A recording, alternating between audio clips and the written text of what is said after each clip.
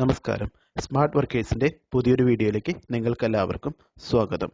നമ്മൾ ഇന്നിവിടെ പഠിക്കാൻ പോകുന്നത് സയൻസ് എന്ന് പറയുന്ന വിഭാഗത്തിലെ ഒരു പ്രധാനപ്പെട്ട വിഭാഗമായ രസതന്ത്രം. ഈ രസതന്ത്രത്തിലെ തന്നെ ലോഹങ്ങൾ എന്ന് പറയുന്ന വിഭാഗത്തെക്കുറിച്ചാണ് നമ്മൾ ഇന്നിവിടെ പഠിക്കുന്നത്. അപ്പോൾ അതിനു മുമ്പായിട്ട് നിങ്ങളോട് ഒരു ചെറിയൊരു കാര്യം പറയട്ടെ. ഇതുവരെ നമ്മുടെ ചാനൽ സബ്സ്ക്രൈബ് ചെയ്യാത്ത ആരെങ്കിലും ഉണ്ടെങ്കിൽ നമ്മുടെ ചാനൽ ഉടൻ തന്നെ സബ്സ്ക്രൈബ് ചെയ്യുക. അതുകൂടാതെ വേദ PSC എന്ന് പറയുന്ന ഒരു ആപ്പ് നമുക്ക് ആൻഡ്രോയിഡിൽ ലഭിക്കും. ഈ വേദ PSC ആപ്പ് വഴി നമ്മൾ ഇതേപോലെ തന്നെ എല്ലാ ക്വസ്റ്റ്യൻസുകളും അതിൻ്റെ ആൻസറുകളും നമ്മൾ ക്വസ്റ്റ്യൻ ബാങ്ക് ആയിട്ട് എല്ലാവർക്കും ഫ്രീ ആയിട്ട് കൊടുക്കുന്നുണ്ട്. അതുപോലെ തന്നെ വീഡിയോസും കൂടുതൽ വീഡിയോസും മറ്റുള്ളതുമെല്ലാം നമ്മൾ അതിൽ ഉൾപ്പെടുത്തിയിട്ടുണ്ട്. അപ്പോൾ അത് വേണം എന്ന് താല്പര്യമുള്ളവർ ഉടൻ തന്നെ നമ്മുടെ വേദ PSCയുടെ ആൻഡ്രോയിഡ് ആപ്പ് ഡൗൺലോഡ് ചെയ്യുക. ഓക്കെ, അപ്പോൾ നമുക്ക് നമ്മുടെ ക്ലാസ്സിലേക്ക് കിടക്കാം. ഓക്കെ, ഈ ലോഹങ്ങൾ എന്ന് പറഞ്ഞാൽ എന്താണെന്ന് അറിയാമോ? ഇലക്ട്രോ പോസിറ്റീവ് മൂലകങ്ങളാണ് ലോഹങ്ങൾ എന്നറിയപ്പെടുന്നത്. ഇലക്ട്രോ പോസിറ്റീവ് മൂലകങ്ങളാണ് ലോഹങ്ങൾ എന്ന് അറിയപ്പെടുന്നത്. എന്താണ് ഇലക്ട്രോ പോസിറ്റീവ് മൂലകങ്ങൾ എന്ന് പറഞ്ഞാൽ അറിയാമോ? അതായത് ഒരു രാസപ്രവർത്തനത്തിൽ ഏർപ്പെടുമ്പോൾ ഇലക്ട്രോണുകളെ വിട്ടുകൊടുക്കാൻ കഴിവുള്ള മൂലകങ്ങളെയാണ് ഇലക്ട്രോ പോസിറ്റീവ് മൂലകങ്ങൾ എന്ന് പറയുന്നത്. അതായത് ഒരു രാസപ്രവർത്തനത്തിൽ ഔട്ടർ മോസ്റ്റ് ഷെല്ലിലെ ഇലക്ട്രോണുകളെ വിട്ടുകൊടുക്കുന്ന മൂലകങ്ങളെയാണ് ഇലക്ട്രോ പോസിറ്റീവ് മൂലകങ്ങൾ എന്ന് പറയുന്നത്. നമ്മുടെ ലോഹങ്ങൾ എന്ന് പറഞ്ഞാലോ ഇലക്ട്രോ പോസിറ്റീവ് മൂലകങ്ങളാണ്. ഓക്കെ, ഇനി ഈ ലോഹങ്ങളെക്കുറിച്ചുള്ള പഠനത്തിന് പറയുന്ന പേരെന്താണെന്ന് അറിയാമോ? മെറ്റലർജി എന്നാണ് ലോഹങ്ങളെക്കുറിച്ചുള്ള പഠനത്തിന് പറയുന്നത്. അപ്പോൾ ഇലക്ട്രോ പോസിറ്റീവ് മൂലകങ്ങളാണ് ലോഹങ്ങൾ. ലോഹങ്ങളെക്കുറിച്ചുള്ള പഠനമാണ് മെറ്റലർജി. ഇനി ഈ മൂലകങ്ങളെ ലോഹങ്ങളെന്നും അലോഹങ്ങളെന്നും വേർതിരിച്ചത് ആരാണെന്നറിയാമോ? അന്റോണിയോ ലാവോസിയ ആണ് മൂലകങ്ങളെ ലോഹങ്ങളെന്നും അലോഹങ്ങളെന്നും എന്നിങ്ങനെ രണ്ടായിട്ട് വേർതിരിച്ചത്. മൂലകങ്ങളെ ലോഹങ്ങളെന്നും അലോഹങ്ങളെന്നും വേർതിരിച്ചതാണ് അന്റോണിയോ ലാവോസിയ. ഇലക്ട്രോ പോസിറ്റീവ് മൂലകങ്ങളാണ് ഏത്? ലോഹങ്ങൾ. ലോഹങ്ങളെക്കുറിച്ചുള്ള പഠനമാണ് മെറ്റലർജി. ഇലക്ട്രോ പോസിറ്റീവ് എന്ന് പറഞ്ഞാൽ എന്താണ് അർത്ഥം? ഔട്ടർ മോസ്റ്റ് ഷെല്ലിലെ ഇലക്ട്രോണുകളെ വിട്ടുകൊടുക്കാനുള്ള കഴിവുള്ള മൂലകങ്ങളാണ് ഇലക്ട്രോ പോസിറ്റീവ് മൂലകങ്ങൾ എന്ന് പറയുന്നത്. ഓക്കെ, ഇനി മനുഷ്യൻ ആദ്യമായിട്ട് ഉപയോഗിച്ച ലോഹം ഏതാണെന്നറിയാമോ? നമ്മൾ ഹിസ്റ്ററിയിൽ അത് പഠിക്കുന്നുണ്ട്. മനുഷ്യൻ ആദ്യമായിട്ട് ഉപയോഗിച്ച ലോഹം ഏതാണെന്ന്. ചെമ്പാണ് മനുഷ്യൻ ആദ്യമായിട്ട് ഉപയോഗിച്ച ലോഹം എന്ന് പറയുന്നത്. ചെമ്പ് എന്ന് പറഞ്ഞാൽ ഏതാണ്? കോപ്പർ. ഈ കോപ്പറാണ് മനുഷ്യൻ ആദ്യമായിട്ട് ഉപയോഗിച്ച ലോഹം എന്ന് പറയുന്നത്. ഇനി ലോഹങ്ങളുടെ ചാലകത നിശ്ചയിക്കുന്ന ഘടകം ഏതാണെന്ന് അറിയാമോ? സ്വതന്ത്ര ഇലക്ട്രോണുകൾ. സ്വതന്ത്ര ഇലക്ട്രോണുകൾ എന്ന് പറഞ്ഞാൽ ഔട്ടർ മോസ്റ്റ് ഷെല്ലിലെ ഇലക്ട്രോണുകളാണ് സ്വതന്ത്ര ഇലക്ട്രോണുകൾ എന്ന് പറയുന്നത്. ഈ സ്വതന്ത്ര ഇലക്ട്രോണുകളാണ് ലോഹങ്ങളുടെ ചാലകത നിശ്ചയിക്കുന്ന പ്രധാന ഘടകമെന്ന് പറയുന്നത്. ഭൂവൽക്കത്തിൽ കാണപ്പെടുന്ന ലോഹ സംയുക്തങ്ങളെ ധാതുക്കൾ എന്നാണ് പറയുന്നത്. ഭൂവൽക്കത്തിൽ കാണപ്പെടുന്ന ലോഹ സംയുക്തങ്ങളാണ് ധാതുക്കൾ. അപ്പോൾ മനുഷ്യൻ ആദ്യമായിട്ട് ഉപയോഗിച്ച ലോഹം ഏതാണ്? ചെമ്പാണ് മനുഷ്യൻ ആദ്യമായിട്ട് ഉപയോഗിച്ച ലോഹം എന്ന് പറയുന്നത്. ഇനി ലോഹങ്ങളുടെ ചാലകത നിശ്ചയിക്കുന്ന ഘടകം ഏതാണ്? സ്വതന്ത്ര ഇലക്ട്രോണുകളാണ് ലോഹങ്ങളുടെ ചാലകത നിശ്ചയിക്കുന്ന ഘടകമെന്ന് പറയുന്നത്. സ്വതന്ത്ര ഇലക്ട്രോണുകൾ എന്ന് പറഞ്ഞാൽ ഒരു മൂലകത്തിന്റെ ഔട്ടർ മോസ്റ്റ് ഷെല്ലിലുള്ള ഇലക്ട്രോണുകളാണ് സ്വതന്ത്ര ഇലക്ട്രോണുകൾ എന്ന് പറയുന്നത്. ഓക്കെ, ഇനി ഭൂവൽക്കത്തിൽ കാണപ്പെടുന്ന ലോഹ സംയുക്തങ്ങളെ വിളിക്കുന്ന പേരെന്താണ്? ധാതുക്കൾ എന്നാണ് ഭൂവൽക്കത്തിൽ കാണപ്പെടുന്ന ലോഹ സംയുക്തങ്ങളെ വിളിക്കുന്നത്. ഓക്കെ, ഇനി ലോഹങ്ങളുടെ രാജാവ് ആരാണ്? സ്വർണമാണ് ലോഹങ്ങളുടെ രാജാവ് എന്ന് പറയുന്നത്. പിന്നെ മൃദുലോഹങ്ങൾ എന്നറിയപ്പെടുന്നത് ഏതെല്ലാം ലോഹങ്ങളാണെന്ന് അറിയാമോ? സോഡിയവും പൊട്ടാസ്യവുമാണ് മൃദുലോഹങ്ങൾ എന്നറിയപ്പെടുന്നത്. ലോഹങ്ങളുടെ രാജാവാണ് സ്വർണം. മൃദുലോഹങ്ങൾ എന്നറിയപ്പെടുന്നതാണ് സോഡിയവും പൊട്ടാസ്യവും. അതുപോലെ തന്നെ മണ്ണെണ്ണയിൽ സൂക്ഷിക്കുന്ന ലോഹങ്ങൾ ഏതാണെന്ന് PSC ഇതിനു മുമ്പ് പല പ്രാവശ്യം ചോദിച്ചിട്ടുണ്ട്. അതേതാണെന്ന് അറിയാമോ? സോഡിയവും പൊട്ടാസ്യവുമാണ് മണ്ണെണ്ണയിൽ സൂക്ഷിക്കുന്ന ലോഹങ്ങൾ എന്ന് പറയുന്നത്. മണ്ണെണ്ണയിൽ സൂക്ഷിക്കുന്ന ലോഹങ്ങളാണ് സോഡിയവും പൊട്ടാസ്യവും. മൃദുലോഹങ്ങൾ ഏതൊക്കെയാണ്? സോഡിയവും പൊട്ടാസ്യവും. അതുപോലെ തന്നെ വേറൊരു ചോദ്യമാണ്, വെള്ളത്തിലിട്ടാൽ കത്തുന്ന ലോഹങ്ങൾ ഏതാണെന്ന്. വെള്ളത്തിലിട്ടാൽ കത്തുന്ന ലോഹങ്ങൾ ഏതാണെന്ന് PSC ചോദിച്ചിട്ടുണ്ട്. അതും സോഡിയവും പൊട്ടാസ്യവുമാണ്. വെള്ളത്തിലിട്ടാൽ കത്തുന്ന ലോഹങ്ങളാണ് സോഡിയവും പൊട്ടാസ്യവും. അതുപോലെ തന്നെ ആർത്രൈറ്റിസ് എന്ന രോഗവുമായി ബന്ധപ്പെട്ടിരിക്കുന്ന ലോഹം ഏതാണെന്ന് അറിയാമോ? പൊട്ടാസ്യമാണ് ആർത്രൈറ്റിസ് എന്ന് പറയുന്ന രോഗവുമായിട്ട് ബന്ധപ്പെട്ടിരിക്കുന്ന ലോഹമെന്ന് പറയുന്നത്. അതുപോലെ തന്നെ സോഡിയം ഉൽപ്പാദിപ്പിക്കപ്പെടുമ്പോൾ ഉപോൽപ്പന്നമായിട്ട് ലഭിക്കുന്ന മൂലകം ഏതാണെന്നറിയാമോ? ക്ലോറിൻ ആണ് സോഡിയം ഉൽപ്പാദിപ്പിക്കുമ്പോൾ ഉപോൽപ്പന്നമായിട്ട് ലഭിക്കുന്ന മൂലകമെന്ന് പറയുന്നത്. അപ്പോൾ വെള്ളത്തിലിട്ടാൽ കത്തുന്ന ലോഹങ്ങൾ ഏതാണെന്നാണ് പറഞ്ഞത്? സോഡിയവും പൊട്ടാസ്യവും. മണ്ണെണ്ണയിൽ സൂക്ഷിക്കുന്ന ലോഹങ്ങളാണ് സോഡിയവും പൊട്ടാസ്യവും. മൃദുലോഹങ്ങളാണ് സോഡിയവും പൊട്ടാസ്യവും. ആർത്രൈറ്റിസ് എന്ന രോഗവുമായി ബന്ധപ്പെട്ടിരിക്കുന്ന ലോഹമാണ് പൊട്ടാസ്യം. അതുപോലെ തന്നെ സോഡിയം ഉൽപ്പാദിപ്പിക്കുമ്പോൾ ഉപോൽപ്പന്നമായിട്ട് ലഭിക്കുന്ന മൂലകമാണ് ക്ലോറിൻ. ഇനി മെഴുകിൽ പൊതിഞ്ഞ് സൂക്ഷിക്കുന്ന മൂലകം ഏതാണെന്നറിയാമോ? ലിഥിയം ആണ് മെഴുകിൽ പൊതിഞ്ഞ് സൂക്ഷിക്കുന്ന ലോഹമെന്ന് പറയുന്നത്. മണ്ണെണ്ണയിൽ സൂക്ഷിക്കുന്ന ലോഹങ്ങൾ ഏതൊക്കെയാണ്? സോഡിയവും പൊട്ടാസ്യവും. മെഴുകിൽ സൂക്ഷിക്കുന്ന ലോഹങ്ങളാണ് ലിഥിയം. അതുപോലെ തന്നെ സാന്ദ്രത ഏറ്റവും കുറഞ്ഞ ലോഹം ഏതാണെന്നറിയാമോ? ലിഥിയമാണ് സാന്ദ്രത ഏറ്റവും കുറഞ്ഞ ലോഹമെന്ന് പറയുന്നത്. മെഴുകിൽ പൊതിഞ്ഞ് സൂക്ഷിക്കുന്ന ലോഹമാണ് അല്ലെങ്കിൽ മൂലകമാണ് ലിഥിയം. അതുപോലെ തന്നെ സാന്ദ്രത ഏറ്റവും കുറഞ്ഞ ലോഹമാണ് ലിഥിയം. അതുപോലെ തന്നെ സാന്ദ്രത ഏറ്റവും കൂടിയ ലോഹം അങ്ങനെയാണെങ്കിൽ ഏതാണ്? ഓസ്മിയമാണ് സാന്ദ്രത കൂടിയ ലോഹമെന്ന് പറയുന്നത്. സാന്ദ്രത കുറഞ്ഞ ലോഹമാണ് ലിഥിയം. സാന്ദ്രത കൂടിയ ലോഹമാണ് ഓസ്മിയം. ഇനി സ്ഥിരകാന്തങ്ങൾ ഉണ്ടാക്കാൻ ഉപയോഗിക്കുന്ന ലോഹം ഏതാണെന്നറിയാമോ? കൊബാൾട്ട് ആണ് സ്ഥിരകാന്തങ്ങൾ ഉണ്ടാക്കാനായിട്ട് ഉപയോഗിക്കുന്ന ലോഹമെന്ന് പറയുന്നത്. സ്ഥിരകാന്തങ്ങൾ ഉണ്ടാക്കാനായിട്ട് ഉപയോഗിക്കുന്ന ലോഹമാണ് കൊബാൾട്ട്. അതുപോലെ തന്നെ നമ്മുടെ കൈവെള്ളയിലെ ചൂടിൽ ദ്രാവകാവസ്ഥയിലാവുന്ന ലോഹം ഏതാണെന്ന് ചോദിച്ചിട്ടുണ്ട്. അതായത് എൻ്റെ ഉള്ളം കയ്യിൽ എടുത്തു വെച്ചാൽ ഉരുകിപ്പോകുന്ന ലോഹം ഏത് എന്നൊക്കെ PSC ചോദിച്ചിട്ടുണ്ട്. ഏതാണെന്നറിയാമോ? ഗാലിയമാണ് കൈവെള്ളയിലെ ചൂടിൽ ദ്രാവകാവസ്ഥയിലാകുന്ന ലോഹം എന്ന് പറയുന്നത്. കൈവെള്ളയിലെ ചൂടിൽ ദ്രാവകാവസ്ഥയിലാവുന്ന ലോഹമാണ് ഗാലിയം. ഇനി സാധാരണ താപനിലയിൽ ദ്രാവകാവസ്ഥയിൽ ഉള്ള ലോഹങ്ങൾ ഏതൊക്കെയാണെന്നറിയാമോ?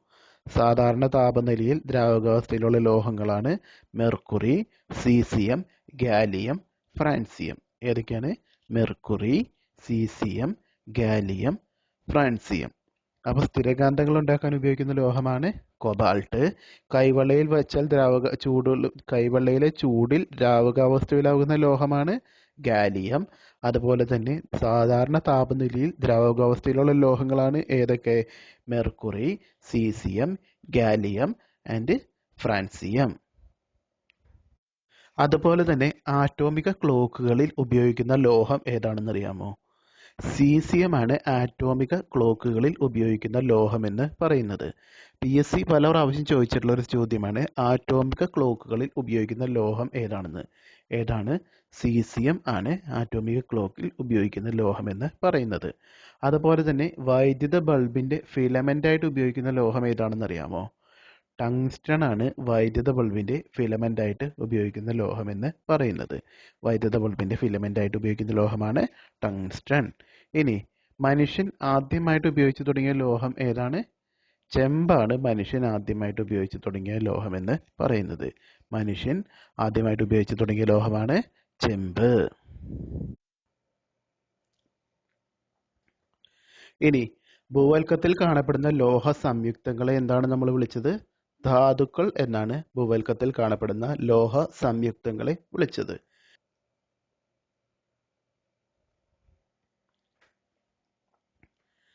വ്യാവസായികമായിട്ട് ലോഹം നിർമ്മിക്കാൻ ഉപയോഗിക്കുന്ന ലോഹത്തിന്റെ ധാതു ഏതാണെന്ന് അറിയാമോ? അയിരാണ് വ്യാവസായികമായിട്ട് ലോഹം നിർമ്മിക്കാൻ ഉപയോഗിക്കുന്ന ലോഹധാതു എന്ന് പറയുന്നത്. ഇനി അയിരിലെ മാലിന്യങ്ങളെ വിളിക്കുന്ന പേരാണ് ഗാങ് എന്ന് പറയുന്നത്.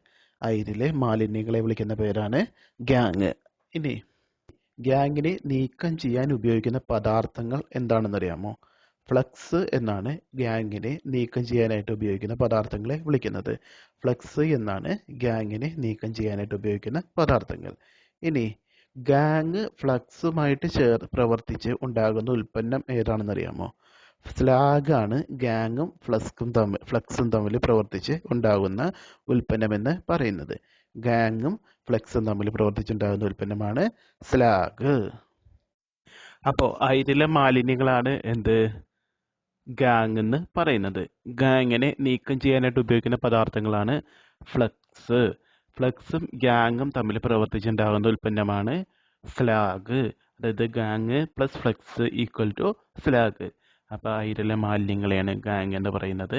ഗാങ്ങിനെ നീക്കം ചെയ്യാനായിട്ട് ഉപയോഗിക്കുന്ന പദാർത്ഥങ്ങളാണ് ഫ്ലക്സ്. ഗാങ്ങും ഫ്ലക്സും തമ്മിൽ പ്രവർത്തിച്ചുണ്ടാകുന്ന ഉൽപ്പന്നമാണ് സ്ലാഗ്. ഇനി വൈദ്യുതിയുടെ ഏറ്റവും നല്ല ചാലകം ഏതാണെന്നറിയാമോ? വെള്ളിയാണ് വൈദ്യുതി ഏറ്റവും നല്ല ചാലകം എന്ന് പറയുന്നത്. അതായത് വൈദ്യുതി ഏറ്റവും നന്നായിട്ട് കടത്തിവിടുന്ന വസ്തുക്കളെയാണ് ചാലകം എന്ന് പറയുന്നത്. അപ്പോൾ ഈ വൈദ്യുതി ഏറ്റവും നല്ല ചാലകമാണ് വെള്ളി. ഇനി ഈ ലോഹങ്ങൾക്കുള്ള രണ്ട് സ്വഭാവമാണ് മാലിയബിലിറ്റിയും ഡക്റ്റിലിറ്റിയും. മാലിയബിലിറ്റി എന്ന് പറഞ്ഞു കഴിഞ്ഞാൽ ലോഹങ്ങളെ അടിച്ചു പരത്തി തിൻ ഷീറ്റുകളാക്കാനുള്ള കഴിവുള്ളവയാണ് മാലിയബിലിറ്റി അല്ലെങ്കിൽ മാലിയബിൾ എന്ന് പറയുന്നത്. അതുപോലെ ഡക്റ്റിലിറ്റി എന്ന് പറഞ്ഞു കഴിഞ്ഞാൽ ലോഹങ്ങളെ വലിച്ചു നീട്ടി കമ്പികളാക്കാൻ പറ്റുന്നതിനാണ് ഡക്റ്റിലിറ്റി എന്ന് പറയുന്നത്. അപ്പോൾ ഏറ്റവും കൂടുതൽ വലിച്ചു നീട്ടാനും അടിച്ചു പരത്താനും കഴിയുന്ന ലോഹമാണ് ഏത്? സ്വർണം എന്ന് പറയുന്നത്. അതായത് മാലിയബിലിറ്റിയും ഡക്റ്റിലിറ്റിയും കാണിക്കുന്ന ലോഹമാണ് സ്വർണം. ഏറ്റവും കൂടുതൽ വലിച്ചു നീട്ടാനും അടിച്ചു പരത്താനും കഴിയുന്ന ലോഹങ്ങളാണ് സ്വർണം എന്ന് പറയുന്നത്. അതുപോലെ തന്നെ മനുഷ്യ ശരീരത്തിൽ ഏറ്റവും കൂടുതൽ കാണപ്പെടുന്ന ലോഹം ഏതാണെന്ന് അറിയാമോ?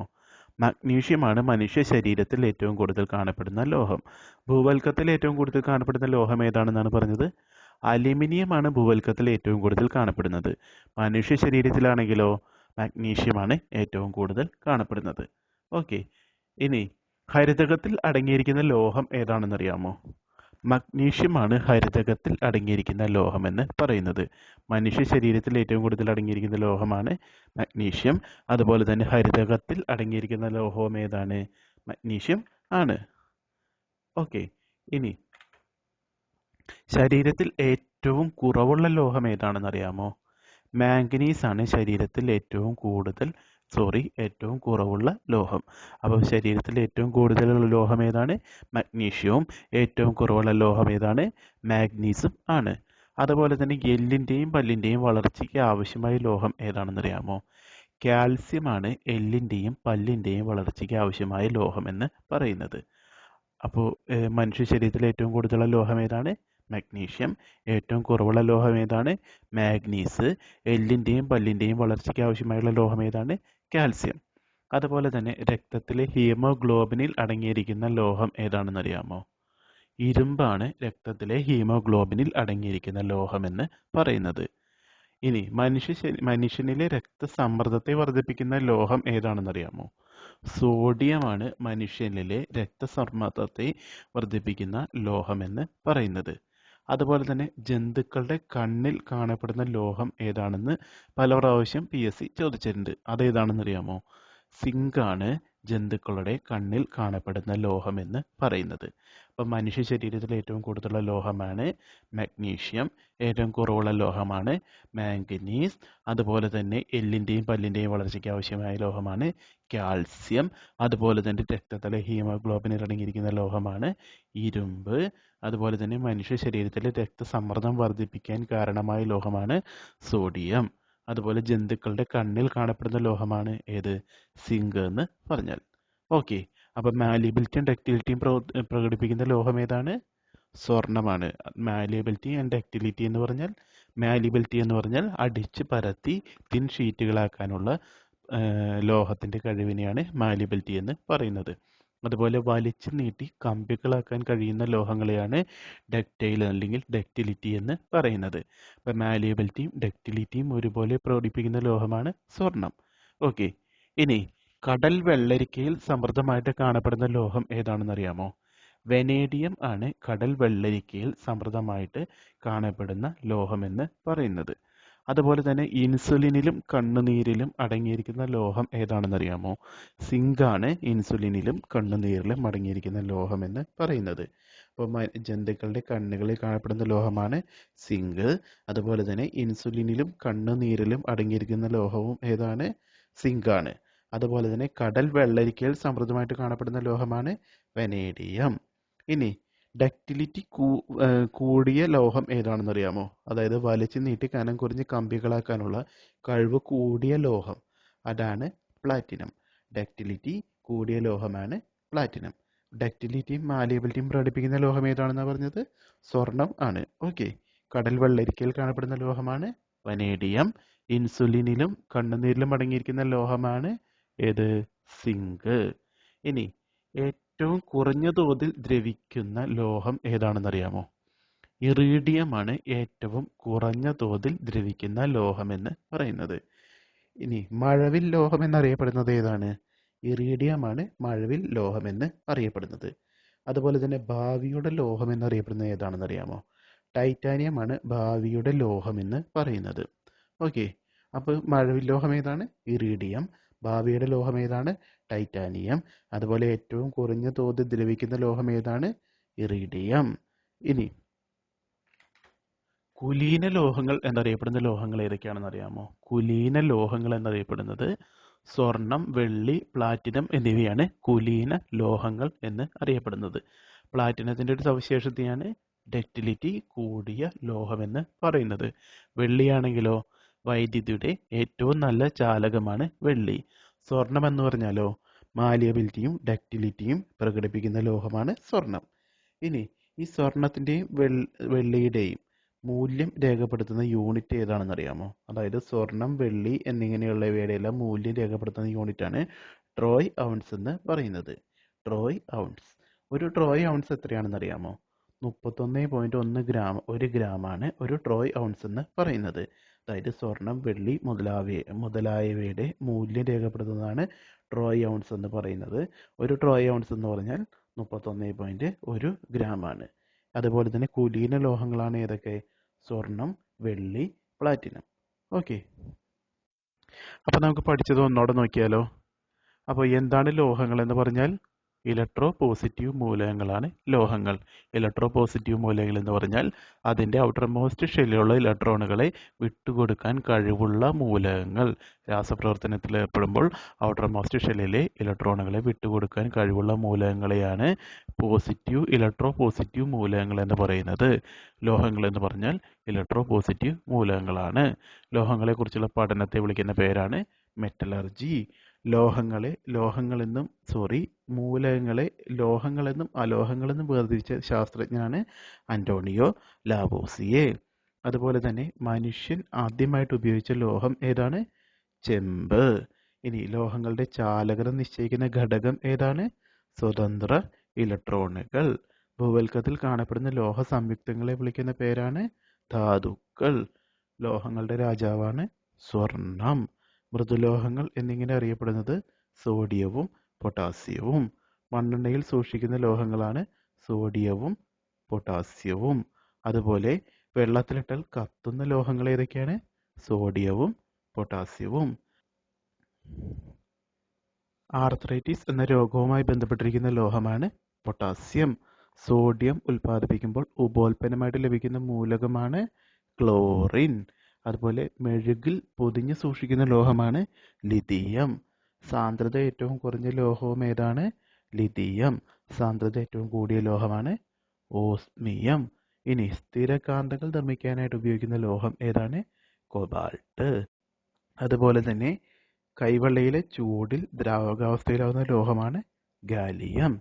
സാധാരണ താപനിലയിൽ ദ്രാവകാവസ്ഥയിലുള്ള ലോഹങ്ങളാണ് മെർക്കുറി, ഗാലിയം, ഫ്രാൻസിയം, സീസിയം. അതുപോലെ ആറ്റോമിക ക്ലോക്കുകളിൽ ഉപയോഗിക്കുന്ന ലോഹം ഏതാണ്? സീസിയം. വൈദ്യുതി ബൾബുകളുടെ ഫിലമെന്റ് ആയിട്ട് ഉപയോഗിക്കുന്ന ലോഹമാണ് ടങ്സ്റ്റൺ. അതുപോലെ ഭൂവൽക്കത്തിൽ കാണപ്പെടുന്ന ലോഹ സംയുക്തങ്ങളെ വിളിക്കുന്ന പേരാണ് ധാതുക്കൾ. അങ്ങനെയാണെങ്കിൽ വ്യാവസായികമായിട്ട് ലോഹം നിർമ്മിക്കാനായിട്ട് ഉപയോഗിക്കുന്ന ലോഹധാതുവിനെയാണ് അയിരെന്ന് പറയുന്നത്. അയിരിലെ മാലിന്യങ്ങളാണ് ഗാങ്ങുകൾ. ഗാങ്ങുകളെ നീക്കം ചെയ്യാനായിട്ട് ഉപയോഗിക്കുന്നതാണ് ഫ്ലക്സ്. ഗാങ്ങും ഫ്ലക്സും കൂടെ ചേരുമ്പോൾ ഉണ്ടാവുന്നതാണ് സ്ലാഗ്. അതുപോലെ തന്നെ വൈദ്യുതിയുടെ ഏറ്റവും നല്ല ചാലകമാണ് വെള്ളി. അതുപോലെ ഏറ്റവും കൂടുതൽ വലിച്ചു നീട്ടാനും അടിച്ചു പരത്താനും കഴിയുന്ന ലോഹമാണ് സ്വർണം. അതായത് വലിച്ചു നീട്ടി കമ്പികളാക്കുന്ന കഴിവുള്ള സ്വർണത്തിന്റെ കഴിവിനെയാണ് ഡക്റ്റിലിറ്റി എന്ന് പറയുന്നത്. അതുപോലെ അടിച്ചു പരത്തി തിൻ ഷീറ്റാക്കാനുള്ള കഴിവിനെയാണ് മാലിയബിലിറ്റി എന്ന് പറയുന്നത്. അതുപോലെ തന്നെ ഭൂവൽക്കത്തിൽ ഏറ്റവും കൂടുതൽ കാണപ്പെടുന്ന ലോഹമാണ് അലുമിനിയം. അങ്ങനെയാണെങ്കിൽ മനുഷ്യ ശരീരത്തിൽ ഏറ്റവും കൂടുതൽ കാണപ്പെടുന്ന ലോഹം ഏതാണ്? മാഗ്നീഷ്യമാണ് മനുഷ്യ ശരീരത്തിൽ ഏറ്റവും കൂടുതൽ കാണപ്പെടുന്ന ലോഹമെന്ന് പറയുന്നത്. അതുപോലെ തന്നെ ഹരിതകത്തിൽ അടങ്ങിയിരിക്കുന്ന ലോഹവും ഏതാണ്? മഗ്നീഷ്യം ആണ്. അങ്ങനെയാണെങ്കിൽ മനുഷ്യ ശരീരത്തിലെ ഏറ്റവും കുറഞ്ഞ ലോഹമാണ് മാംഗനീസ്. എല്ലിൻ്റെയും പല്ലിൻ്റെയും വളർച്ചയ്ക്ക് ആവശ്യമായിട്ടുള്ള ലോഹമാണ് ഏത്? കാൽസ്യം. അതുപോലെ രക്തത്തിലെ ഹീമോഗ്ലോബിനിൽ അടങ്ങിയിരിക്കുന്ന ലോഹം ഏതാണ്? ഇരുമ്പ്. മനുഷ്യനിലെ രക്തസമ്മർദ്ദം വർദ്ധിപ്പിക്കുന്ന ലോഹം ഏതാണ്? സോഡിയം. ജന്തുക്കളുടെ കണ്ണിൽ കാണപ്പെടുന്ന ലോഹമാണ് സിങ്ക്. കടൽ വെള്ളരിക്കയിൽ സമൃദ്ധമായിട്ട് കാണപ്പെടുന്ന ലോഹമാണ് വനേഡിയം. അതുപോലെ ഇൻസുലിനിലും കണ്ണുനീരിലും അടങ്ങിയിരിക്കുന്ന ലോഹമാണ് സിങ്ക്. ലോഹങ്ങളിൽ ഡക്റ്റിലിറ്റി കൂടിയ ലോഹം ഏതാണ്? പ്ലാറ്റിനം ആണ് ലോഹങ്ങളിൽ ഡക്റ്റിലിറ്റി കൂടിയ ലോഹം എന്ന് പറയുന്നത്. അതുപോലെ ഏറ്റവും കുറഞ്ഞ തോതിൽ ദ്രവിക്കുന്ന ലോഹം ഏതാണ്? ഇറീഡിയം ആണ് ഏറ്റവും കുറഞ്ഞ തോതിൽ ദ്രവിക്കുന്ന ലോഹം എന്ന് പറയുന്നത്. അതുപോലെ മഴവിൽ ലോഹം ഏതാണ്? ഇറീഡിയം ആണ് മഴവിൽ ലോഹം എന്ന് പറയുന്നത്. അതുപോലെ തന്നെ ഭാവിയുടെ ലോഹം എന്നറിയപ്പെടുന്നത് ഏതാണെന്ന് അറിയാമോ? ടൈറ്റാനിയം ആണ് ഭാവിയുടെ ലോഹം എന്ന് അറിയപ്പെടുന്നത്. പിന്നെ കുലീന ലോഹങ്ങൾ ഏതൊക്കെയാണ്? സ്വർണവും വെള്ളിയും പ്ലാറ്റിനവുമാണ് കുലീന ലോഹങ്ങൾ. സ്വർണം എന്ന് പറഞ്ഞാൽ മാലിയബിലിറ്റിയും ഡക്റ്റിലിറ്റിയും പ്രകടിപ്പിക്കുന്ന ലോഹങ്ങളാണ്. വെള്ളി എന്ന് പറഞ്ഞാൽ വൈദ്യുതിയുടെ നല്ല ചാലകങ്ങളാണ്. പ്ലാറ്റിനം എന്ന് പറഞ്ഞാൽ ഡക്റ്റിലിറ്റി ഏറ്റവും കൂടുതലുള്ള മൂലകം ആണ്.